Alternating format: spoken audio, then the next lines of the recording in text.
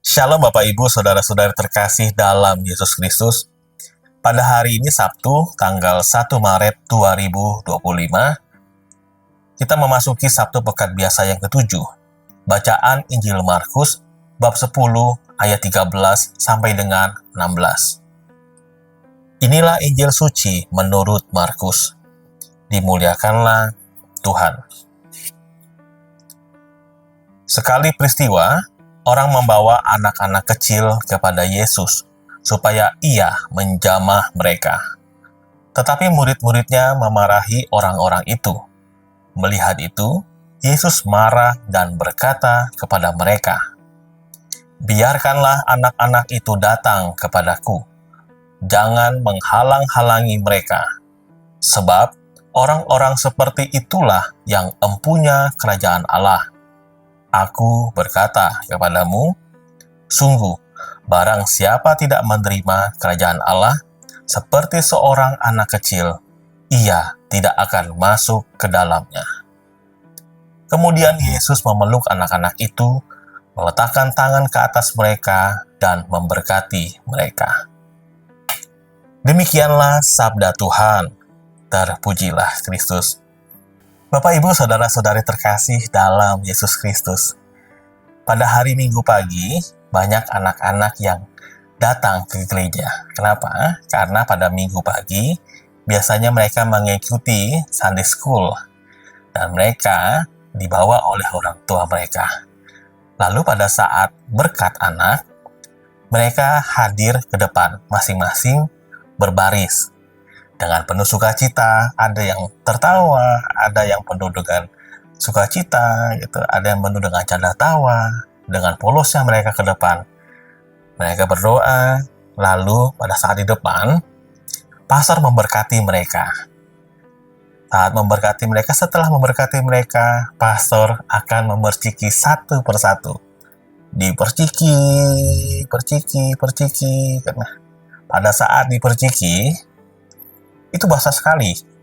Banyak ya, mungkin pastornya ini agak sedikit degil ya. Dibasahi, dan mereka wah, itu sukacita dan penuh dengan keceriaan. Walaupun mereka dengan diperciki air kudus dengan basah, tapi mereka setelah keluar dari situ, mereka wah sukacita, mereka ketawa, dan mereka benar-benar sangat antusias mengikuti pemberkatan oleh pastor.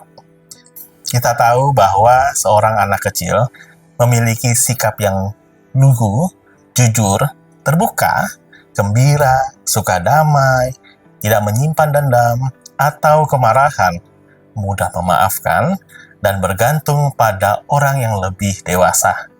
Semua itu menunjukkan kepolosan dan ketulusan. Hati seperti itulah yang harus kita miliki agar boleh menerima kerajaan Allah. Tanpa itu kita tidak layak masuk ke dalamnya. Apakah kita yang saat ini sudah bukan anak kecil lagi, masih memiliki hati seperti hati seorang anak kecil? Mungkin kebanyakan dari kita akan mengatakan tidak. Seiring dengan bertambahnya usia, kita semakin memiliki banyak kemampuan dan semakin mandiri.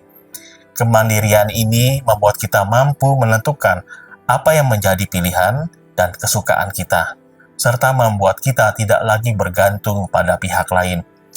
Sisi negatifnya, seringkali kita lalu menolak masukan, kritikan, atau peringatan dari orang lain, juga termasuk dari Tuhan sendiri.